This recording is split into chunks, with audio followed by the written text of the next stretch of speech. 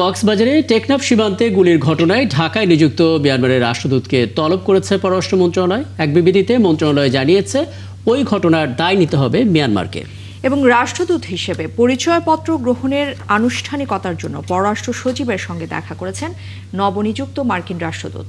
এদিকে ইইউ জানিয়েছে বাংলাদেশের সঙ্গে নতুন অংশীদারিত্ব এবং সহায়তা চুক্তি চূড়ান্ত হয়েছে।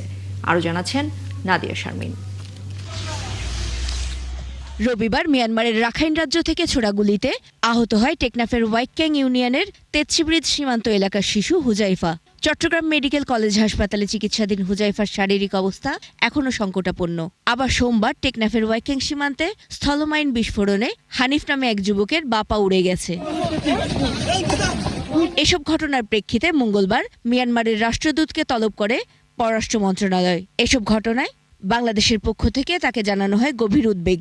এ সময় বাংলাদেশ স্পষ্টভাবে জানিয়ে দেয়, কোনো ধরনের উস্কানি ছাড়াই গুলি চালানো আন্তর্জাতিক আইনের সুস্পষ্ট লঙ্ঘন এবং দুই দেশের মধ্যে সুসম্পর্কের পথে বড় অন্তরায়।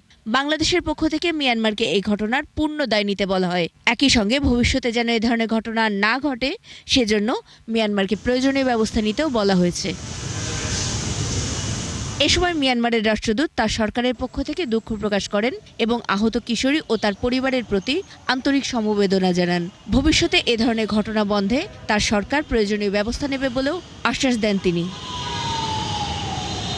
সকালে ইউরোপিয়ান ইউনিয়নের অফিসিয়াল ফেসবুক পেজে এক পোস্টে বাংলাদেশের সাথে নতুন অংশীদারিত্ব ও সহায়তা চুক্তি চূড়ান্ত হওয়ার তথ্য জানান ঢাকায় নিযুক্ত ইইউ রাষ্ট্রদূত Michael Miller.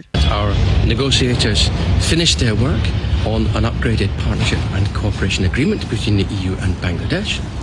The second, that our election observation mission has now deployed in this country, and you will start to see long-term observers in your districts as of this weekend. And the third is that yesterday the EU joined Canada and Switzerland in investing in a civic engagement fund, giving talented and able civil society activists in Bangladesh the means by which to continue to act as service providers, to continue to be the source of inspiration and ideas, and to act as watchdogs when it comes to reforms, holding whoever forms the next government accountable. আর বিকেলে নবনিযুক্ত মার্কিন রাষ্ট্রদূত ব্রেন্ট Christensen আসেন পররাষ্ট্র মন্ত্রণালয়ে। মার্কিন রাষ্ট্রদূত হিসেবে বাংলাদেশে পরিচয়পত্র গ্রহণের আনুষ্ঠানিকতার জন্য তিনি দেখা করেন পররাষ্ট্র সচিবের সঙ্গে। নাদিয়া শারমিন, ৭১, ঢাকা।